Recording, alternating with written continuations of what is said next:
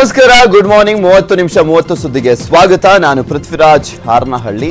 ರಾಜ್ಯ ದೇಶ ವಿದೇಶಗಳಲ್ಲಿ ಆಗಿರುವಂತಹ ಬೆಳವಣಿಗೆಗಳ ಮಾಹಿತಿಯನ್ನ ನಿಮ್ಮ ಮುಂದೆ ಇಡ್ತಾ ಹೋಗ್ತೀನಿ, ಒಂದೊಂದಾಗಿ ನೋಡ್ತಾ ಹೋಗೋಣ. 74ನೇ ಸ್ವಾತಂತ್ರ್ಯ ದಿನಾಚರಣೆ ಅಂಗವಾಗಿ ಪ್ರಧಾನಿ ಮೋದಿ ಕೆಂಪು ಕೋಟೆ ಮೇಲೆ ಧ್ವಜಾರೋಹಣವನ್ನ ಮಾಡಿದ್ರು. ಬಳಿಕ ದೇಶವನ್ನ ಉದ್ದೇಶಿಸಿ ಮಾತನಾಡಿದ್ರು. ಕುತಂತ್ರಿ ದೇಶಗಳಿಗೆ ಖಡಕ್ ವಾರ್ನಿಂಗ್ ಅನ್ನ ಮಾಡಿದ್ರು. ದೇಶದ ಗಡಿಯಲ್ಲಿ ಕೆಣಕಿದ್ರೆ ನೆಟ್ಟಗಿರಲ್ಲ ಅಂತ ಪರೋಕ್ಷವಾಗಿ ಪಾಕ್ ಮತ್ತು ಚೀನಾಕ್ಕೆ ಎಚ್ಚರಿಕೆಯನ್ನ ನೀಡಿದ್ರು. ಸುಮ್ಮನೆ ಕೆಣಕಿದ್ರೆ ಸೇನಾ ಭಾಷೆಯಲ್ಲೇ ಉತ್ತರಿಸಬೇಕಾಗುತ್ತೆ ಅಂತ ಹೇಳಿದ್ರು. ಇನ್ನು ಮಹಾಮಾರಿ ಕೊರೋನಾ ದೇಶದಲ್ಲಿ ಅಟ್ಟಹಾಸವನ್ನು ಮೆರಿತಾ ಇದ್ದು, ಇದರ ಬಗ್ಗೆಯೂ ಕೂಡ ಪ್ರಧಾನಿ ಮೋದಿ ಮಾತನಾಡಿದ್ರು. 3 ಲಸಿಕೆಗಳು ಈಗ ಆಲ್ರೆಡಿ ಟೆಸ್ಟ್ ಆಗ್ತಾ ಇದಾವೆ, ವಿವಿಧ ಹಂತಗಳಲ್ಲಿದ್ದಾವೆ ಅಂತ ಹೇಳಿದ್ವು. ಕೆಲವೇ ದಿನದಲ್ಲಿ ಆ ಔಷಧಿಗಳು ಸಿಗುತ್ತೆ. ಶೀಘ್ರವೇ ಕೊರೋನಾಗೆ ನಮ್ಮ ತಜ್ಞರು ಔಷಧಿಯನ್ನ ಕಂಡುಹಿಡಿಯಲಿದ್ದಾರೆ. ಅದು ಕೂಡ ಕಡಿಮೆ ಬೆಲೆಗೆ ಕೊರೋನಾಗೆ ಮೆಡಿಸಿನ್ ಸಿಗಲಿದೆ ಅಂತ ಪ್ರಧಾನಮಂತ್ರಿ ನರೇಂದ್ರ ಮೋದಿ ಹೇಳಿದರು. देश की संप्रभुता पर जिस किसी ने आंख उठाई, हमारे वीर जवानों ने उसका उसी की भाषा में जवाब दिया है. और भारत में एक नहीं, 2 नहीं, 3 वैक्सीन उसके टेस्टिंग के अलग अलग चरण में है. वैज्ञानिकों से जब हरी झंडी मिल जाएगी, बड़े पैमाने पर प्रोडक्शन होगा. ರಾಜ್ಯದಲ್ಲಿ ಇದೇ ಮೊದಲ ಬಾರಿಗೆ ಕೊರೋನಾ ದಾಖಲೆಯನ್ನು ಬರೆದಿದೆ. ನಿನ್ನೆ ಒಂದೇ ದಿನ 8,818 ಸೋಂಕಿತರು ಪತ್ತೆಯಾಗಿದ್ದಾರೆ. ಈ ಮೂಲಕ ರಾಜ್ಯದಲ್ಲಿ ಒಟ್ಟು ಕೊರೋನಾ ಸೋಂಕಿತರ ಸಂಖ್ಯೆ 2,19,926ಕ್ಕೆ ಏರಿಕೆ ಆಗಿದೆ. ಇನ್ನು ನಿನ್ನೆ ರಾಜ್ಯದಾದ್ಯಂತ 114 ಜನ ಮರಣ ಹೊಂದಿದ್ದಾರೆ. ರಾಜ್ಯದಲ್ಲಿ ಒಟ್ಟು ಸಾವಿನ ಸಂಖ್ಯೆ 3,831ಕ್ಕೆ ಏರಿಕೆ ಆಗಿದೆ. ಇನ್ನು ಕೊರೋನಾ ಚಿಕಿತ್ಸೆ ಪಡೆದು 6,629 ಮಂದಿ ಆಸ್ಪತ್ರೆಯಿಂದ ಡಿಸ್ಚಾರ್ಜ್ ಆಗಿದ್ದಾರೆ. ಇದುವರೆಗೂ ರಾಜ್ಯದಲ್ಲಿ 1,34,811 ಮಂದಿ ಗುಣಮುಖರಾಗಿದ್ದಾರೆ. ಇನ್ನು ನಿನ್ನೆ ಒಂದೇ ದಿನ ಬರೋಬ್ಬರಿ 54,806 ಜನರಿಗೆ ಟೆಸ್ಟ್ ಅನ್ನ ಮಾಡಲಾಗಿದೆ ಅಂತ ಆರೋಗ್ಯ ಇಲಾಖೆ ತಿಳಿಸಿದೆ. ಬೆಂಗಳೂರಿನಲ್ಲಿ ಮೊದಲ ಬಾರಿಗೆ ನಿನ್ನೆ 3,495 ಜನರಿಗೆ ಕೊರೋನಾ ಸೋಂಕು ಕಾಣಿಸಿಕೊಂಡಿದೆ. 35 ಮಂದಿ ಮರಣ ಹೊಂದಿದ್ದಾರೆ. ಬೆಂಗಳೂರಿನಲ್ಲಿ 2,034 ಜನರು ಕೊರೋನಾದಿಂದ ಚಿಕಿತ್ಸೆಯನ್ನು ಪಡೆದು ಗುಣಮುಖರಾಗಿದ್ದಾರೆ. ನಿನ್ನೆ ಒಂದು ದಿನ ಮರಣ ಪ್ರಮಾಣ ಶೇಕಡ 1.59% ಅಂತ ಆರೋಗ್ಯ ಇಲಾಖೆ ತಿಳಿಸಿದೆ. ಕೊರೋನಾ ಸೋಂಕಿನಿಂದ ಚಿಕಿತ್ಸೆ ಪಡಿತಾ ಇರುವಂತಹ ಖ್ಯಾತ ಹಿನ್ನೆಲೆ ಗಾಯಕ SP ಬಾಲಸುಬ್ರಹ್ಮಣ್ಯಂ ಆರೋಗ್ಯ ಸ್ಥಿತಿ ಮತ್ತಷ್ಟು ಗಂಭೀರವಾಗಿದೆ. ಚೆನ್ನೈನ MGM ಆಸ್ಪತ್ರೆಯ ICUನಲ್ಲಿ SPBಗೆ ಚಿಕಿತ್ಸೆಯನ್ನು ನೀಡಲಾಗ್ತಾ ಇದೆ. ಬಾಲಸುಬ್ರಹ್ಮಣ್ಯಂ ಅವರಿಗೆ ತೀವ್ರ ನಿಗಾ ಘಟಕದಲ್ಲಿ ಚಿಕಿತ್ಸೆಯನ್ನು ನೀಡಲಾಗ್ತಾ ಇದೆ. ಕೃತಕ ಉಸಿರಾಟ ವ್ಯವಸ್ಥೆಯನ್ನು ಅಳವಡಿಸಲಾಗಿದೆ. ತಜ್ಞ ವೈದ್ಯರ ತಂಡ ಅವರ ಆರೋಗ್ಯದ ಮೇಲೆ ನಿಗಾ ಇರಿಸಿದೆ ಅಂತ ಆಸ್ಪತ್ರೆ ನಿರ್ದೇಶಕರು ಪ್ರಕಟಣೆಯಲ್ಲಿ ತಿಳಿಸಿದ್ದಾರೆ. SPB ಆರೋಗ್ಯ ಬೇಗ ಸುಧಾರಿಸಲಿ ಅಂತ ಲಕ್ಷಾಂತರ ಅಭಿಮಾನಿಗಳು ಹಾರೈಸಿದ್ದಾರೆ. ಶ್ರೀಯುತ SP ಬಾಲಸುಬ್ರಹ್ಮಣ್ಯಂ ಸರ್, SP ಅಂದರೆ ನನಗೆ ಸರಸ್ವತಿ ಪುತ್ರರು ಅಂತಲೇ ನಾನು ಯಾವಾಗಲೂ ಹೇಳೋದು. ಸರಸ್ವತಿ ಪುತ್ರರು ಶ್ರೀಯುತ ಬಾಲಸುಬ್ರಹ್ಮಣ್ಯಂ ಸರ್ ಕೇವಲ ಗಾಯಕರಷ್ಟೇ ಅಲ್ಲ, ಅವರು ಕೇವಲ ದಕ್ಷಿಣ ಭಾರತಕ್ಕಷ್ಟೇ ಅಲ್ಲ, ನಮ್ಮ ಇಡೀ ಭಾರತದಲ್ಲಿ ನಾವೆಲ್ಲರೂ ಅವ್ರನ್ನ ನಾವು ಪೂಜಿಸ್ತೇವೆ. ಅವ್ರು ಮಾಡಿರುವಂಥ ಕೆಲಸವಾಗಲಿ ಅಥವಾ ಅವರ ವ್ಯಕ್ತಿತ್ವವಾಗಲಿ. ಕನ್ನಡಿಗರ ಪರವಾಗಿ, ಕಲಾ ರಸಿಕರ ಪರವಾಗಿ ಭಗವಂತನಲ್ಲಿ ಪ್ರಾರ್ಥಿಸ್ತೇನೆ. ಅವರು ಅತಿ ಶೀಘ್ರದಲ್ಲಿ ಗುಣಮುಖರಾಗಿ ಆಸ್ಪತ್ರೆಯಿಂದ ಸುರಕ್ಷಿತವಾಗಿ ಆರೋಗ್ಯಕರವಾಗಿ ಆರೋಗ್ಯ ಭಾಗ್ಯವನ್ನು ಪಡೆದು ಮತ್ತೊಮ್ಮೆ ಮನೆಗೆ ಬಂದು ಆನಂದವಾಗಿ ನಮಗೆ ಅವರ ನಗುಮುಖವನ್ನು ನೋಡಬೇಕು, ಅವರ ಮಾತುಗಳನ್ನು ಕೇಳಬೇಕು, ಹಾಡುಗಳನ್ನು ಕೇಳಬೇಕು ಅಂತ ಭಗವಂತನಲ್ಲಿ ಪ್ರಾರ್ಥಿಸ್ತೇನೆ. ಮಾಜಿ ರಾಷ್ಟ್ರಪತಿ ಪ್ರಣಬ್ ಮುಖರ್ಜಿ ಅವರ ಆರೋಗ್ಯ ಸ್ಥಿತಿಯಲ್ಲಿ ಯಾವುದೇ ಚೇತರಿಕೆ ಕಂಡು ಬಂದಿಲ್ಲ. ಇನ್ನು ವೆಂಟಿಲೇಟರ್ ನೆರವಿನೊಂದಿಗೆ ಚಿಕಿತ್ಸೆ ಮುಂದುವರಿಸಲಾಗಿದೆ ಅಂತ ಅವರಿಗೆ ಚಿಕಿತ್ಸೆ ನೀಡ್ತಾ ಇರುವಂತಹ ವೈದ್ಯರು ತಿಳಿಸಿದ್ದಾರೆ. ನವದೆಹಲಿಯ ಸೇನಾ ಸಂಶೋಧನೆ ಮತ್ತು ರೆಫರಲ್ ಆಸ್ಪತ್ರೆಯಲ್ಲಿ ಅವರಿಗೆ ಚಿಕಿತ್ಸೆಯನ್ನು ನೀಡಲಾಗ್ತಾ ಇದೆ. ತಜ್ಞ ವೈದ್ಯರ ತಂಡ ಅವರ ಆರೋಗ್ಯದ ಮೇಲೆ ನಿಗಾ ವಹಿಸಿದೆ ಅಂತ ಆಸ್ಪತ್ರೆ ಪ್ರಕಟಣೆಯಲ್ಲಿ ತಿಳಿಸಿದೆ. ಮಿದುಳಿನ ಶಸ್ತ್ರಚಿಕಿತ್ಸೆಯ ನಂತರ ಅವರ ಆರೋಗ್ಯ ಸ್ಥಿತಿ ಗಂಭೀರವಾದಂತಹ ಕಾರಣ ತೀವ್ರ ನಿಗಾ ಘಟಕದಲ್ಲಿ ಅವರಿಗೆ ಚಿಕಿತ್ಸೆಯನ್ನ ಮುಂದುವರಿಸಲಾಗಿದೆ. ಅವರಿಗೆ COVID-19 ಇರುವಂತದ್ದು ಸಹ ದೃಢಪಟ್ಟಿದೆ. ಸಚಿವ ಆನಂದ್ ಸಿಂಗ್ ಕೊರೋನಾ ಬಗ್ಗೆ ಮಾತನಾಡಿದ್ದಾರೆ. ನಾನು ಕೂಡ ಕೊರೋನಾದಿಂದ ಬಳಲಿ ಕಳೆದ 18 ದಿನ ಹೋಮ್ ಕ್ವಾರಂಟೈನ್ ನಲ್ಲಿದ್ದೆ ಅಂತ ಹೇಳಿದ್ದಾರೆ. ಸರ್ಕಾರ ಸಮರ್ಥವಾಗಿ ಎದುರಿಸ್ತಾ ಇದ್ರು ಕೂಡ ಎಲ್ಲೋ ಒಂದು ಕಡೆ ವಿಫಲ ಅನಿಸ್ತಾ ಇದೆ. ಕೊರೋನಾ ರೋಗದ ಮೂಲ ಹುಡುಕುವಂತದ್ದು ಕಷ್ಟ. ರೋಗ ಸಮುದಾಯಕ್ಕೆ ಹರಡಿದೆ ಎಂದಿದ್ದಾರೆ ಸಚಿವ ಆನಂದ್ ಸಿಂಗ್. ಇದೇ ವೇಳೆ ಶಾಸಕ ನಾಗೇಂದ್ರ ವಿಮ್ಸ್ ಆಸ್ಪತ್ರೆ ಆವರಣದ ಅವ್ಯವಸ್ಥೆ ಬಗ್ಗೆ ಪ್ರಶ್ನೆ ಮಾಡಿದ್ದಾರೆ. 18-19 ದಿವಸದಿಂದ ನನಗೂ ಕೊರೋನಾ ಪಾಸಿಟಿವ್ ಬಂದಿರೋದ್ರಿಂದ ಸುಮಾರು 21-22 ದಿವಸ ನಾನು ಹೋಮ್ ಕ್ವಾರಂಟೈನ್ ಆಗಿದ್ದೆ. ಸೋಂಕನ್ನು ತಡೆಯೋದ್ರಲ್ಲಿ ನಾವು ವಿಫಲರಾಗ್ತಾ ಇದ್ದೀವಿ ಅನ್ನೋದು ಎಲ್ಲೋ ಭಾವನೆ ಇದೆ. ನಾನು ರಾಜ್ಯದ ಜನರಿಗೆ ಮತ್ತು ಜಿಲ್ಲೆಯ ಜನರಿಗೆ ಆತ್ಮವಿಶ್ವಾಸವನ್ನ ಕಳ್ಕೋಬೇಡಿ. ಕೋವಿಡ್ ನಿಯಂತ್ರಿಸಲು ಕೋವಿಡ್ ಸೋಂಕಿತರಿಗೆ ನೆರವಾಗಲಿಕ್ಕೆ ಕಾಂಗ್ರೆಸ್ ಪಕ್ಷ ಆರೋಗ್ಯ ಹಸ್ತ ವಿನೂತನ ಕಾರ್ಯಕ್ರಮ ಜಾರಿಗೆ ತರಲು ಮುಂದಾಗಿದೆ. ಕಲಬುರಗಿಯಲ್ಲಿ ಈ ವಿಷಯ ತಿಳಿಸಿರುವಂತ ಜೇವರ್ಗಿ ಶಾಸಕ ಹಾಗೂ ವಿಧಾನಸಭೆ ವಿರೋಧ ಪಕ್ಷದ ಮುಖ್ಯ ಸಚೇತಕ ಅಜಯ್ ಸಿಂಗ್, ದೇಶದಲ್ಲಿ ದಿನೇ ದಿನೇ ಕೊರೋನಾ ವ್ಯಾಪಕಗೊಳ್ತಾ ಇದೆ. ರಾಜ್ಯದಲ್ಲಿಯೂ ಕೂಡ ಕೊರೋನಾ ನಿಯಂತ್ರಣಕ್ಕೆ ಬರ್ತಾ ಇಲ್ಲ. ರಾಜ್ಯ ಸರ್ಕಾರದ ನಿರ್ಲಕ್ಷ್ಯದಿಂದ ಸೋಂಕು ವ್ಯಾಪಕಗೊಂಡಿದೆ ಅಂತ ಆರೋಪಿಸಿದ್ದಾರೆ. ಈ ಹಿನ್ನೆಲೆಯಲ್ಲಿ ಜನರಿಗೆ ನೆರವಾಗಲಿಕ್ಕೆ ಕಾಂಗ್ರೆಸ್ನಿಂದ ಆರೋಗ್ಯ ಹಸ್ತ ವಿನೂತನ ಕಾರ್ಯಕ್ರಮ ಅನುಷ್ಠಾನಕ್ಕೆ ತರ್ತಿದ್ದೇವೆ.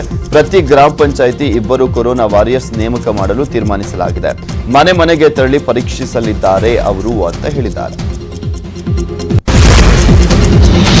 ವಿಜಯಪುರದ 91 ವರ್ಷದ ಅಜ್ಜಿಯಿಂದ ಕೋವಿಡ್ ಕೇರ್ ವಿಭಾಗ ಉದ್ಘಾಟನೆ ಮಾಡಿಸಲಾಗಿದೆ. ಯಾಕೆ ಹೀಗೆ ಅಂದ್ರೆ ಸತತ 21 ದಿನಗಳ ಕಾಲ ಇದೇ ಆಸ್ಪತ್ರೆಯಲ್ಲಿ ಕೊರೋನಾಗೆ ಚಿಕಿತ್ಸೆಯನ್ನ ಪಡೆದು ಅಜ್ಜಿ ಗುಣಮುಖರಾಗಿದ್ದರು. ಇದೇ ಕಾರಣಕ್ಕೆ ಅಜ್ಜಿ ಕೈಯಿಂದ 50 ಬೆಡ್ಗಳ ಸುಸಜ್ಜಿತ ಕೋವಿಡ್ ಕೇರ್ ವಿಭಾಗವನ್ನ ಉದ್ಘಾಟಿಸಲಾಯಿತು. ಇನ್ನ ನಿರ್ಭಯದಿಂದ ಚಿಕಿತ್ಸೆ ಪಡೆದ್ರೆ ಬೇಗ ಗುಣಮುಖರಾಗುತ್ತಾರೆ ಅಂತ ಅಜ್ಜಿ ಹೇಳಿದ್ದಾರೆ. ಬೆಂಗಳೂರು ಗಲಭೆ ಸಂಬಂಧ ರಾಜಕೀಯ ಕೆಸರಾಚಾಟ ಜೋರಾಗಿದೆ. ಕಾಂಗ್ರೆಸ್ ಸತ್ಯಶೋಧನಾ ಸಮಿತಿ ಬಳಿಕ ಈಗ ಬಿಜೆಪಿ ನಾಯಕರ ಸರದಿ. ಇದು ಶಾಸಕ ಅಖಂಡ ಶ್ರೀನಿವಾಸ ಮೂರ್ತಿ ಅವರ ನಿವಾಸಕ್ಕೆ ಬಿಜೆಪಿ ಮುಖಂಡರ ನಿಯೋಗ ಭೇಟಿಯನ್ನು ನೀಡಿದೆ. ದುಷ್ಕರ್ಮಿಗಳು ಬೆಂಕಿ ಇಟ್ಟ ಪೊಲೀಸ್ ಠಾಣೆ ಹಾಗೂ ಗಲಭೆಯಲ್ಲಿ ಸುಟ್ಟ ಶಾಸಕರ ನಿವಾಸಕ್ಕೆ ಕಮಲ ಪಡೆ ಭೇಟಿಯನ್ನು ನೀಡಲಿದೆ. ಗಲಭೆ ನಡೆದಂತ ಭಾಗಗಳಿಗೆ ಭೇಟಿ ನೀಡಿ ವಾಸ್ತವ ಸ್ಥಿತಿಯನ್ನ ಬಿಜೆಪಿ ತಂಡ ಅಧ್ಯಯನವನ್ನು ಮಾಡಿದೆ. ಅರವಿಂದ ಲಿಂಬಾವಳಿ, ಮಾಲಿಕಯ್ಯ ಗುತ್ತೇದಾರ್, ಎಂ ಶಂಕರಪ್ಪ, ಸಂಸದರಾಗಿರುವಂತಹ ಪಿಸಿ ಮೋಹನ್, ನಾರಾಯಣಸ್ವಾಮಿ ಹಾಗೂ ಎಸ್ಸಿ ಮೋರ್ಚಾದ ಅಧ್ಯಕ್ಷ ಛಲವಾದಿ ನಾರಾಯಣಸ್ವಾಮಿ ನೇತೃತ್ವದ ತಂಡ ಭೇಟಿಯನ್ನು ನೀಡಿದೆ. ಬಳಿಕ ಬಿಜೆಪಿ ರಾಜ್ಯಾಧ್ಯಕ್ಷರಿಗೆ ವರದಿಯನ್ನು ನೀಡಿದೆ. ಬೆಂಗಳೂರು ಗಲಭೆ ವಿಚಾರಕ್ಕೆ ಸಂಬಂಧಪಟ್ಟಂತೆ ಕೆಪಿಸಿಸಿ ಅಧ್ಯಕ್ಷ ಡಿಕೆ ಶಿವಕುಮಾರ್ ಸಿಎಂ ಬಿಎಸ್ವೈಗೆ ಪತ್ರವನ್ನು ಬರೆದಿದ್ದಾರೆ. ಶಾಸಕ ಅಖಂಡ ಶ್ರೀನಿವಾಸ ಮೂರ್ತಿ ಅವರಿಗೆ ರಕ್ಷಣೆ ನೀಡುವಂತೆ ಪತ್ರವನ್ನು ಬರೆದಿದ್ದಾರೆ. ಸರ್ಕಾರ ಇಲ್ಲಿಯವರೆಗೆ ಶಾಸಕರಿಗೆ ರಕ್ಷಣೆಯನ್ನ ಕೊಟ್ಟಿಲ್ಲ. ಭದ್ರತೆ ಬಗ್ಗೆ ಪೊಲೀಸ್ ಇಲಾಖೆ ಕ್ರಮವನ್ನ ಕೈಗೊಳ್ಳದಿರುವುದು ಪೊಲೀಸ್ ಇಲಾಖೆಯ ನಿರ್ಲಕ್ಷ್ಯತನವನ್ನ ತೋರಿಸುತ್ತದೆ. ಗಲಭೆ ನಂತರ ಶಾಸಕರ ಕುಟುಂಬ ಆತಂಕದಲ್ಲಿ ಇದೆ. ಈ ಕೂಡಲೇ ಶಾಸಕರು ಮತ್ತು ಅವರ ಕುಟುಂಬಕ್ಕೆ ಭದ್ರತೆ ನೀಡಬೇಕು ಅಂತ ಒತ್ತಾಯಿಸಿದ್ದಾರೆ. ಇನ್ನು ಗೃಹ ಸಚಿವ ಬೊಮ್ಮಾಯಿ ಮಾತಾಡಿದ್ದು ಎಲ್ರಿಗೂ ರಕ್ಷಣೆ ನೀಡೋದಾಗಿ ಹೇಳಿದ್ದಾರೆ. ಗಲಭೆ ಸಂಬಂಧ ಈವರೆಗೂ 300ಕ್ಕೂ ಅಧಿಕ ಆರೋಪಿಗಳನ್ನು ಬಂಧಿಸಲಾಗಿದೆ. ಉಳಿದ ಆರೋಪಿಗಳಿಗಾಗಿ ಶೋಧ ಮುಂದುವರೆದಿದೆ ಅಂತ ಹೇಳಿದರು. ಕೆಜಿಹಳ್ಳಿ ಹಾಗೂ ಡಿಜೆಹಳ್ಳಿ ಠಾಣಾ ವ್ಯಾಪ್ತಿಯಲ್ಲಿ ಗಲಾಟೆ ಪ್ರಕರಣಕ್ಕೆ ಸಂಬಂಧಪಟ್ಟಂತೆ ಮತ್ತೊಬ್ಬ ಆರೋಪಿ ವಾಜಿದ್ ಎಸ್ಕೇಪ್ ಆಗಿದ್ದಾನೆ. ಸಿಸಿಬಿ ಪೊಲೀಸರು ಸ್ಥಳೀಯ ಮುಖಂಡನಾಗಿರುವಂತಹ ವಾಜಿದ್ಗಾಗಿ ಬಲೆ ಬೀಸಿದ್ದಾರೆ. ನಾಪತ್ತೆಯಾಗಿರುವಂತಹ ವಾಜಿದ್ ಗಲಾಟೆಯಲ್ಲಿ ಭಾಗಿಯಾಗಿರುವಂತದ್ದು ಸಿಸಿಟಿವಿ ದೃಶ್ಯಾವಳಿಗಳಲ್ಲಿ ಸೆರೆಯಾಗಿದೆ. ಇನ್ನು ಕೆಜಿಹಳ್ಳಿ ಪೊಲೀಸರಿಂದ 2 ಪ್ರಮುಖ ಆರೋಪಿಗಳಾಗಿರುವಂತಹ ಶೋಹೆಬ್ ಮತ್ತು ಶಬಾಜ್ ಎಂಬ 2ರನ್ನ ಅರೆಸ್ಟ್ ಮಾಡಲಾಗಿದೆ. ಕ್ಷುಲ್ಲಕ ವಿಚಾರಕ್ಕೆ 2 ಯುವಕರ ನಡುವೆ ಮಾರಾಮಾರಿ ನಡೆದಿದೆ. ಬೆಂಗಳೂರಿನ ಶಿವಾಜಿನಗರದ ಸರ್ಕಲ್ನಲ್ಲಿ ಗಲಾಟೆ ನಡೆದಿದೆ. ನಡು ರಸ್ತೆಯಲ್ಲಿ ಯುವಕರಿಬ್ಬರು ಬಡಿದಾಡಿಕೊಂಡಿದ್ದಾರೆ. ಬೈಕ್ನಲ್ಲಿ ಹೋಗ್ತಿದ್ದಂಥ ವ್ಯಕ್ತಿಗೆ ಆಟೋ ಟಚ್ ಆಗಿತ್ತು. ಆಟೋ ಟಚ್ ಆದ ವಿಚಾರಕ್ಕೆ ಕಿತ್ತಾಡ್ಕೊಂಡ್ರು. ಗಾಂಜಾ ಮತ್ತಿನಲ್ಲಿ ಗಲಾಟೆ ಮಾಡಿಕೊಂಡಿರುವಂತ ಶಂಕೆ ವ್ಯಕ್ತವಾಗಿದೆ. ಕೊಂಚ ತಣ್ಣಗಾಗಿದ್ದಂತ ವರ್ಣ ಮತ್ತೆ ಆರ್ಭಟ ಮುಂದುವರೆಸಿದ್ದಾನೆ. ಬೆಳಗಾವಿಯಲ್ಲಿ ವರ್ಣನ ಅಬ್ಬರ ಹಿನ್ನೆಲೆಯಲ್ಲಿ ಅವಾಂತರ ಸೃಷ್ಟಿಯಾಗಿದೆ. ಗೊಂದಳಿ ಗಲ್ಲಿಯಲ್ಲಿ ಹಳೆ ಮನೆಯ ಗೋಡೆ ಕುಸಿದಿದೆ. ಪಕ್ಕದ ಮನೆಯ ಬಾಗಿಲು ಸಂಪೂರ್ಣ ಬಂದ್ ಆಗಿದೆ. ಸ್ಥಳಕ್ಕೆ ಎಸ್ಡಿಆರ್ಎಫ್ ತಂಡ ಭೇಟಿಯನ್ನು ನೀಡಿ 11 ಜನರನ್ನ ಹೊರಗೆ ತಂದಿದ್ದಾರೆ. 8 ಜಿಲ್ಲೆಗಳಲ್ಲಿ ಯೆಲ್ಲೋ ಅಲರ್ಟ್ ಘೋಷಣೆ ಮಾಡಲಾಗಿದೆ. ತಲಕಾವೇರಿಯಲ್ಲಿ ಗುಡ್ಡ ಕುಸಿತ ಪ್ರದೇಶದಲ್ಲಿ ಮತ್ತೊಂದು ಶವ ಪತ್ತೆ ಆಗಿದೆ. ಮೃತದೇಹವನ್ನ ರವಿಕಿರಣ್ ಎಂಬುವರದ್ದು ಅಂತ ಪತ್ತೆ ಮಾಡಲಾಗಿದೆ. ಇನ್ನು ಮೃತಪಟ್ಟಂತ ನಾರಾಯಣ್ ಆಚಾರ್ ಮತ್ತು ಸಹೋದರ ಆನಂದ ತೀರ್ಥ ಅವರ ಪರಿಹಾರ ಚೆಕ್ ಅನ್ನ ನಾರಾಯಣ್ ಆಚಾರ್ ಅವರ 5 ಲಕ್ಷ ಪರಿಹಾರದಲ್ಲಿ ಇಬ್ಬರು ಹೆಣ್ಣು ಮಕ್ಕಳಿಗೆ ತಲಾ 2.5 ಲಕ್ಷ ರೂಪಾಯಿ ಪರಿಹಾರದ ಚೆಕ್ ಅನ್ನು ವಿತರಣೆ ಮಾಡಲಾಗಿದೆ. ಇನ್ನು ಆನಂದ ತೀರ್ಥ ಅವರು ಬ್ರಹ್ಮಚಾರಿ ಆಗಿದ್ದಂತ ಹಿನ್ನೆಲೆಯಲ್ಲಿ ಅವರ ತಂಗಿ ಸುಶೀಲಾಗೆ 5 ಲಕ್ಷದ ಚೆಕ್ ಅನ್ನು ವಿತರಣೆ ಮಾಡಲಾಗಿದೆ. ರೈತರ ಪಾಲಿಗೆ ವರವಾಗಬೇಕಾಗಿದ್ದಂತ ಮಳೆ ಕಲಬುರಗಿ ಜಿಲ್ಲೆಯಲ್ಲಿ ಶಾಪವಾಗಿ ಪರಿಣಮಿಸಿದೆ. ಕಳೆದ 1 ವಾರದಿಂದ ಮೋಡ ಕವಿದ ವಾತಾವರಣವಿದೆ. ಜೊತೆಗೆ ಆಗಾಗ ಜಿಟಿ ಮಳೆ ಸುರಿತಲೇ ಇದೆ. ಇದರಿಂದಾಗಿ ಕೈಗೆ ಬಂದಂತ ಮುಂಗಾರು ಬೆಳೆ ಬಾಯಿಗೆ ಬಾರದ ಸ್ಥಿತಿ ನಿರ್ಮಾಣವಾಗಿದೆ. ತರಾತುರಿಯಲ್ಲಿ ರೈತರಿಂದ ರಾಶಿ ಮಾಡುವಂತ ಕಾರ್ಯ ನಡೆದಿದೆ. ಅಲ್ಪಾವಧಿ ಬೆಳೆಗಳಾಗಿರುವಂತಹ ಹೆಸರು, ಉದ್ದು, ಶೇಂಗಾ, ಎಳ್ಳು ಕಟಾವು ಮಾಡುವಂತಹ ಹಂತಕ್ಕೆ ತಲುಪಿವೆ. ಅದರಲ್ಲಿಯೂ ಸದ್ಯ ಜಿಲ್ಲೆಯಾದ್ಯಂತ ಹೆಸರು ರಾಶಿ ಭರಾಟೆಯಿಂದ ನಡೆದಿದೆ. ತೊಗರಿ ಬಿತ್ತೀವಿ, ಎಲ್ಲ ಮಳೆ ಬಂದು ಸ್ವಲ್ಪ ಎಲ್ಲ ನಾಲ ಹೋಗಿ ಎಲ್ಲ 2 ಸಲ ಬಿತ್ತೀವಿ, ಎಲ್ಲ ಸತ್ತೋಗಿದೆ ಬೆಳೆ, ಎಲ್ಲ 4-5 ಎಲ್ಲ ಸತ್ತೋಗಿದ್ರೆ ಸಹಾಯ ಏನು ಗೌರ್ಮೆಂಟ್ ಏನು ಸಹಾಯ ಮಾಡ್ಬೇಕಾಗಿತ್ತು, ಏನು ಮಾಡ್ತದ ಬಿಡ್ತದ. ಮಂಡ್ಯ ಜಿಲ್ಲೆಯ ಕೆಆರ್ಎಸ್ ಡ್ಯಾಂ ಸಂಪೂರ್ಣ ಭರ್ತಿಯಾಗಿರುವಂತಹ ಹಿನ್ನೆಲೆಯಲ್ಲಿ ಗೌರಿ ಹಬ್ಬದಂದು ಕಾವೇರಿ ಮಾತೆಗೆ ಸಿಎಂ ಬಾಗಿನವನ್ನ ಅರ್ಪಿಸಲಿದ್ದಾರೆ ಅಂತ ಮಂಡ್ಯ ಉಸ್ತುವಾರಿ ಸಚಿವರಾಗಿರುವಂತಹ ಕೆಸಿ ನಾರಾಯಣಗೌಡ ಹೇಳಿದ್ದಾರೆ. ಮೊದಲು ಕೆಆರ್ಎಸ್ಗೆ ಬಾಗಿನ ಅರ್ಪಿಸಿದ ಬಳಿಕ ಕಬಿನಿ ಡ್ಯಾಂಗೆ ಬಾಗಿನ ಅರ್ಪಿಸಲಿದ್ದಾರೆ ಅಂತ ಹೇಳಿದ್ದಾರೆ. ಈ ಬಾರಿ ಆಡಂಬರದ ಕಾರ್ಯಕ್ರಮ ಇರೋದಿಲ್ಲ. ಕಾವೇರಿ ಮಾತೆ ಶಕ್ತಿ ತುಂಬಿದ್ದು ಬಾಗಿನ ನೀಡುವಂಥದ್ದು ನಮ್ಮ ಧರ್ಮ ಅಂತ ಹೇಳಿದರು. ಶಿವಮೊಗ್ಗದಲ್ಲಿ ಮಾಜಿ ಶಾಸಕ ಬೇಳೂರು ಗೋಪಾಲಕೃಷ್ಣ ಮಾತನಾಡಿ, ಗಣಪತಿ ಹಬ್ಬ ಆಚರಣೆಗೆ ಸರ್ಕಾರ ಕಡಿವಾಣ ಹಾಕುವಂಥದ್ದು ಸರಿಯಲ್ಲ. ನಾವು ಗಣೇಶನ ಹಬ್ಬ ಮಾಡಿಯೇ ಮಾಡ್ತೇನೆ, ಮೆರವಣಿಗೆ ನಡೆಸ್ತೇವೆ. ಗಣಪತಿಗೆ ನಮ್ಮ ದೇಶದಲ್ಲಿ ಹಿಂದೂಗಳು ಮೊದಲು ಪೂಜೆಯನ್ನ ಸಲ್ಲಿಸ್ತಾರೆ. ನಾವು ಗಣಪತಿ ಹಬ್ಬವನ್ನ ಅದ್ದೂರಿಯಾಗಿ ಆಚರಣೆ ಮಾಡಿಯೇ ಮಾಡುತ್ತೇವೆ. ಹಿಂದೂಗಳ ಪವಿತ್ರ ಹಬ್ಬ ಗಣೇಶನ ಹಬ್ಬ, ಅದನ್ನ ಹೀಗೆ ಮಾಡಿ ಹಾಗೆ ಮಾಡಿ ಎನ್ನಲು ಬರೋದಿಲ್ಲ. ಸ್ವತಂತ್ರ ಹೋರಾಟದಲ್ಲಿಯೇ ಗಣೇಶನ ಹಬ್ಬ ಆಚರಣೆ ಯಶಸ್ವಿ ಕಂಡಿದೆ. ಒಂದು ವೇಳೆ ಹಬ್ಬ ಆಚರಣೆಗೆ ಅವಕಾಶ ಕೊಡದೆ ಹೋದ್ರೆ ಯಡಿಯೂರಪ್ಪನವರಿಗೆ ಗಣೇಶನ ಉಗ್ರ ಶಾಪ ತಟ್ಟುತ್ತೆ ಅಂತ ಹೇಳಿದ್ದಾರೆ. ಇವತ್ತು ಗಣೇಶ ತರಬೇಕು, ಸಣ್ಣ ಮಟ್ಟದಲ್ಲಿ ತರಬೇಕು, ನೀರಲ್ಲಿ ಅಲ್ಲೆಲ್ಲ ಇದು ಮಾಡಬೇಕು ಅಂತ ಹೇಳಿದ್ರೆ ನಾನು ಒಪ್ಪೋದಿಲ್ಲ. ದೇಶದ ಪ್ರಧಾನಮಂತ್ರಿಗಳು ರಾಮ ಮಂದಿರ ಕಟ್ಟಬೇಕಂತ ಹೇಳಿದ್ರು, ಕಟ್ಟಿದ್ರು. ಎಲ್ಲಾ ಜಾತಿ ವರ್ಗ ಸಂಪೂರ್ಣವಾದಂತ ಸಪೋರ್ಟ್ ಕೊಟ್ಟಿದ್ದೀವಿ. ಗಣೇಶನ ಪೂಜೆ ಮಾಡಿದರೆ ಕೊರೋನಾನು ಹೋಗುತ್ತೆ, ಚೀನಾ ಯುದ್ಧ, ಇನ್ನೊಂದು ಯುದ್ಧ, ಯಾವ ಯುದ್ಧನೂ ಬರಲ್ಲ. ಎಲ್ಲವನ್ನ ಮುಕ್ತ ಮಾಡುವಂತ ಶಕ್ತಿ ಮಹಾಗಣಪತಿಗೆ ಇರೋದ್ರಿಂದ ಒಂದು ವೇಳೆ ಮಹಾಗಣಪತಿ ತರಬೇಕು, ವಿಸರ್ಜನೆ ಮಾಡಬೇಕು, ಅದೊಂದು ಜನಸಾಧಾರಣ ಆಗಲ್ಲ ಅಂತ ಹೇಳಿದ್ರೆ ನಾನು ಬಿಡೋದು. ಗಣೇಶ ಹಬ್ಬಕ್ಕೆ ಸರ್ಕಾರ ಮಾರ್ಗಸೂಚಿ ಬಿಡುಗಡೆ ಮಾಡಿದ್ದು ಕಾರವಾರದಲ್ಲಿ ಕಲಾವಿದರು ಹಾಗೂ ಸಾರ್ವಜನಿಕರಿಗೆ ಭಾರಿ ಬೇಸರ ಮೂಡಿಸಿದೆ. ಈಗಾಗಲೇ ಕಲಾವಿದರಿಗೆ ಆರ್ಡರ್ ಕೊಟ್ಟು ಮೂರ್ತಿ ತಯಾರಿಸಲು ಹೇಳಲಾಗಿದ್ದು ಬಹುತೇಕ ಮೂರ್ತಿಗಳು ಸಿದ್ಧ ಮಾಡಲಾಗಿದೆ. ಆದರೆ ಬೀದಿಯಲ್ಲಿ ಗಣೇಶ ಮೂರ್ತಿಯನ್ನ ಕೂರಿಸದಂತೆ ಸರ್ಕಾರ ಹೇಳಿದೆ. ಹೀಗಾಗಿ ಸಿದ್ಧವಾಗಿರುವಂತಹ ಗಣಪತಿಯನ್ನ ತರುವಂತಹ ಹಾಗೆಯೂ ಇಲ್ಲ. ಅತ್ತ ಕಲಾಕಾರರ ಮನೆಯಲ್ಲಿ ಸಿದ್ಧವಾದಂತಹ ಗಣಪತಿಯನ್ನ ಇಡುವಂತಹ ಹಾಗೆಯೂ ಕೂಡ ಇಲ್ಲ. ಇಷ್ಟು ದಿನ ಸ್ಥಳೀಯ ಜಿಲ್ಲಾಡಳಿತ ಸಾರ್ವಜನಿಕವಾಗಿ 2 ದಿನ ಹಬ್ಬ ಆಚರಿಸಬಹುದು ಅಂತ ಗೊಂದಲದಲ್ಲೇ ಹೇಳಿತ್ತು. ಇದನ್ನು ನಂಬಿದ್ದಂತ ಇಲ್ಲಿನ ಸಾರ್ವಜನಿಕ ಗಣೇಶೋತ್ಸವ ಸಮಿತಿಯವರು 1 ಅಥವಾ 2 ದಿನ ಹಬ್ಬ ಆಚರಣೆ ಮಾಡುವಂತ ನಿಟ್ಟಿನಲ್ಲಿ ಗಣೇಶನ ವಿಗ್ರಹವನ್ನ ಸಿದ್ಧಪಡಿಸಲಿಕ್ಕೆ ಕಲಾಕಾರರಿಗೆ ಹೇಳಿದ್ರು. ಈಗ ವಿಗ್ರಹ ಸಿದ್ಧವಾಗಿದೆ, ಆದರೆ ಪ್ರತಿಷ್ಠಾಪಿಸಲಿಕ್ಕೆ ಅವಕಾಶ ಇಲ್ಲದಂತಾಗಿದೆ. ಹಾಡಾಗಲೇ ನಕಲಿ ಪಿಸ್ತೂಲ್ನೊಂದಿಗೆ ಬ್ಯಾಂಕಿಗೆ ಎಂಟ್ರಿ ಕೊಟ್ಟಂತ ಆಗುಂತಕನೋರ್ವ ಅವಾಂತರವನ್ನ ಸೃಷ್ಟಿಸಿದ್ದಾನೆ. ಕಲಬುರಗಿಯ ಗಂಜ್ನಲ್ಲಿರುವಂತಹ ಐಸಿಐಸಿಐ ಬ್ಯಾಂಕ್ನಲ್ಲಿ ಘಟನೆ ನಡೆದಿದೆ. ನಕಲಿ ಗಂಜ್ ಜೊತೆಗೆ ಬ್ಯಾಂಕಿಗೆ ಎಂಟ್ರಿ ಕೊಟ್ಟಿದ್ದಂತ ದುಷ್ಕರ್ಮಿ ಕುಡಿದ ಮತ್ತಿನಲ್ಲಿ ನೇರವಾಗಿ ಬ್ಯಾಂಕ್ನ ಡೆಪ್ಯೂಟಿ ಬ್ರಾಂಚ್ ಮ್ಯಾನೇಜರ್ ಚೇಂಬರ್ಗೆ ಹೋಗಿ ಕಿರಿಕ್ ಮಾಡಿದ್ದಾನೆ. ಈ ವೇಳೆ ಬ್ರಾಂಚ್ ಮ್ಯಾನೇಜರ್ ಪೊಲೀಸರಿಗೆ ಮಾಹಿತಿಯನ್ನು ನೀಡಿದ್ದಾರೆ. ತಕ್ಷಣ ಸ್ಥಳಕ್ಕೆ ಬಂದಂತ ಪೊಲೀಸರು ನಕಲಿ ಪಿಸ್ತೂಲ್ ಅನ್ನು ಹಿಡಿದುಕೊಂಡು ಬಂದಿದ್ದಂತ ದುಷ್ಕರ್ಮಿಗೆ ಲಾಠಿ ರುಚಿಯನ್ನ ತೋರಿಸಿದ್ದಾರೆ.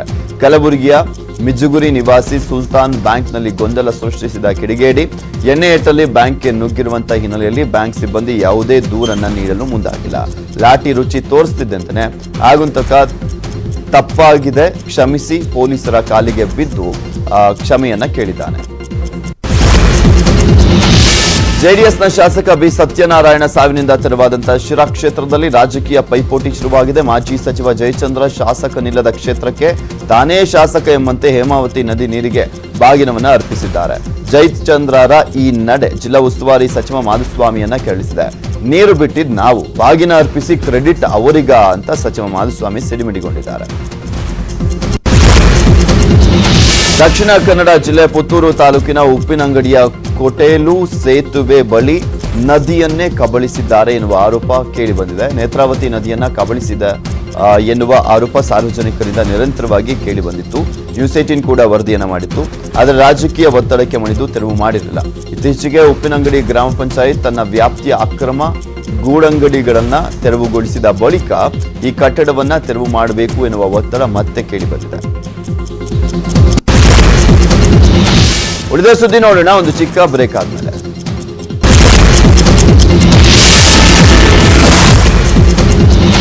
ಚಾಮರಾಜನಗರದಲ್ಲಿ ಅಕ್ರಮವಾಗಿ ದನಗಳ ಮೂಳೆಗಳನ್ನ ಸಾಗಿಸುವಂತ ದಂಧೆ ಎಕ್ಕಿಲ್ಲದೆ ನಡೀತಾನೆ ಇದೆ. ಚಾಮರಾಜನಗರ ಹೊರವಲಯದಲ್ಲಿ ಪಾಳು ಬಿದ್ದಂತ ಮೋಟುಗೋಡೆಗಳ ನಡುವೆ ರಾಶಿ ರಾಶಿ ದನದ ಮೂಳೆಗಳ ಶೇಖರಣೆ ಮಾಡಲಾಗಿದೆ. ಸರಕು ಸಾಗಾಣೆ ವಾಹನದಲ್ಲಿ ಟಾರ್ಪಲ್ ಅನ್ನ ಮುಚ್ಚಿ ಮೂಳೆಗಳ ಸಾಗಾಣೆಯನ್ನ ಮಾಡಲಾಗ್ತಾ ಇದೆ. ತಮಿಳುನಾಡು ಮತ್ತು ಕೇರಳಕ್ಕೆ ದನಗಳ ಮೂಳೆ ಸಾಗಾಣೆ ಶಂಕೆ ವ್ಯಕ್ತವಾಗಿದೆ. ಗಬ್ಬು ವಾಸನೆ ಬರ್ತಿದ್ರು ಕೂಡ ವೇ ಬ್ರಿಡ್ಜ್ ಮಾಲೀಕರು ತುಟಿಕ್ ಪಿಟ್ಟಿಕ್ ಎನ್ನದೆ ವಾಹನದ ತೂಕ ಹಾಕುವಂತೆ ಕೆಲಸವನ್ನು ಮಾಡ್ತಾ ಇದ್ದಾರೆ. ಸಕ್ಕರೆ ಮತ್ತು ಡಾಲ್ಡಾ ತಯಾರಿಕೆಗೆ ದನದ ಮೂಳೆಗಳನ್ನು ಬಳಸುವಂತ ಸಾಧ್ಯತೆ ಇದೆ ಅಂತ ಹೇಳಲಾಗ್ತಾ ಇರುವಂತದ್ದು. ಮೂಳೆಗಳನ್ನ ತುಂಬುವಂಥದ್ದು, ರಾಶಿ ಬಿದ್ದಿರುವಂಥದ್ದು, ಸಾಗಣೆ ಮಾಡುವುದು ಎಲ್ಲಾ ದೃಶ್ಯಗಳು ಮೊಬೈಲ್ನಲ್ಲಿ ಸೆರೆ ಆಗಿದೆ. ಹಸುವೊಂದು ಮ್ಯಾನ್ ಹೋಲ್ನಲ್ಲಿ ಬಿದ್ದು ಸಾವು ಬದುಕಿನ ನಡುವೆ ಹೋರಾಡಿದಂತಹ ಘಟನೆ ಹುಬ್ಬಳ್ಳಿಯ ದೇಸಾಯಿ ವೃತ್ತದ ಬಳಿ ನಡೆದಿದೆ. ತೆರೆದಿದ್ದಂತ ಮ್ಯಾನ್ ಹೋಲ್ನಲ್ಲಿ ಕಾಲ್ಜಾರಿ ಬಿದ್ದಿದ್ದಂತಹ ಹಸು ಕೊಳಚೆ ನೀರಿಂದ ತುಂಬಿದ್ದಂತ ಚರಂಡಿಯಲ್ಲಿ ಸಿಲುಕಿಕೊಂಡು ಪರದಾಡ್ತಾ ಇತ್ತು. ಮೇಲಕ್ಕೆ ಬರಲಾಗದೆ ಒದ್ದಾಡ್ತಿದ್ದಂತ ಬಡಪಾಯಿ ಹಸುವಿನ ನೆರವಿಗೆ ಸ್ಥಳೀಯರು ಧಾವಿಸಿದ್ರು. ಆದರೆ ತಮ್ಮ ಕೈಲಿ ಹಸುವನ್ನ ಮೇಲಕ್ಕೆ ಎತ್ತಲು ಸಾಧ್ಯವಾಗದೆ ಅಗ್ನಿಶಾಮಕ ಸಿಬ್ಬಂದಿ ಮತ್ತು ಮಹಾನಗರ ಪಾಲಿಕೆ ಸಿಬ್ಬಂದಿಗೆ ಮಾಹಿತಿಯನ್ನು ನೀಡಿದ್ದಾರೆ. ಸ್ಥಳಕ್ಕೆ ದೌಡಾಯಿಸಿದಂತ ರಕ್ಷಣಾ ತಂಡದ ಜೊತೆಗೆ ಸಾರ್ವಜನಿಕರು ಕೈಜೋಡಿಸಿ 2 ಗಂಟೆಗಳ ಕಾಲ ಕಾರ್ಯಾಚರಣೆಯನ್ನ ನಡೆಸಿದ ಬಳಿಕ ಸಾಕಷ್ಟು ಪರಿಶ್ರಮ ವಹಿಸಿ ಹಸುವಿನ ರಕ್ಷಣೆಯನ್ನ ಮಾಡಿದ್ದಾರೆ.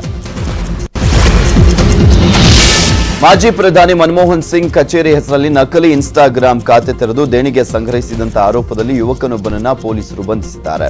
ಬಿಜೆಪಿ ಕಾಂಗ್ರೆಸ್ ನಾಯಕರ ನಡುವೆ ತೀವ್ರವಾಗಿ ಬೆಳೀತಾ ಇರುವಂತಹ ರಾಜಕೀಯ ದ್ವೇಷದ ಪ್ರಯೋಜನವನ್ನು ಪಡೆಯಲಿಕ್ಕೆ 22 ವರ್ಷದ ಯುವಕ ಸೋಮೇಶ್ವರ್ ಸಿಂಗ್ ಪ್ರಯತ್ನಿಸಿದ್ದಾನೆ.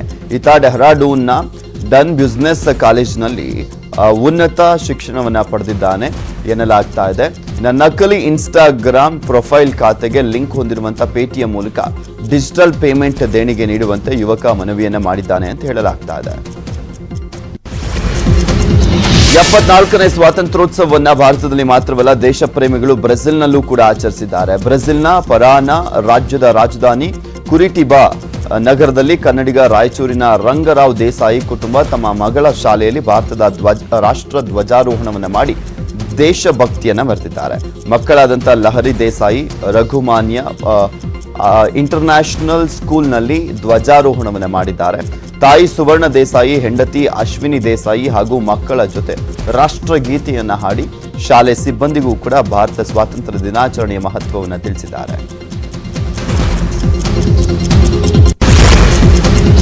74ನೇ ಸ್ವಾತಂತ್ರ್ಯೋತ್ಸವ ಸಂದರ್ಭದಲ್ಲಿ ಭಾರತ ಪಾಕಿಸ್ತಾನ ಗಡಿ ಪ್ರದೇಶವಾದಂಥ ಅಟ್ಟಾರಿ ವಾಘಾ ಗಡಿಯಲ್ಲಿ ಉಭಯ ರಾಷ್ಟ್ರಗಳ ಯೋಧರು ಪಥಸಂಚಲನವನ್ನು ನಡೆಸಿದ್ರು. ಉಭಯ ದೇಶಗಳ ನಡುವಣ ಬಾಂಧವ್ಯದ ಸಂಕೇತವಾಗಿ ಇಲ್ಲಿ ಬೀಟಿಂಗ್ ರಿಟ್ರೀಟ್ ನಡೆಸಲಾಯಿತು. ಆಕರ್ಷಕ ಬೀಟಿಂಗ್ ರಿಟ್ರೀಟ್ ನೆರೆದಿದ್ದವರ ಮೈ ನವಿರೇಳಿಸಿತು.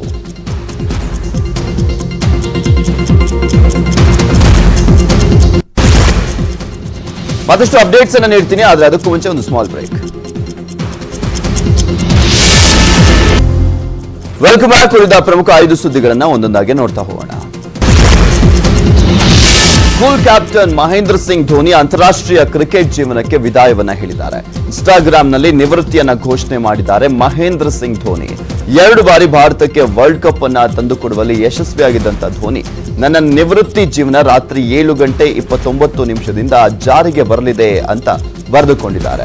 ಭಾರತ ಕ್ರಿಕೆಟ್ ತಂಡದ ಮಾಜಿ ನಾಯಕ ಮಹೇಂದ್ರ ಸಿಂಗ್ ಧೋನಿ ನಿವೃತ್ತಿ ಬಗ್ಗೆ ಸುಮಾರು 1 ವರ್ಷದಿಂದ ಕೂಡ ನಡೀತಾ ಇದ್ದಂತ ಚರ್ಚೆಗಳಿಗೆ ಶನಿವಾರ ತೆರೆ ಬಿದ್ದಿದೆ.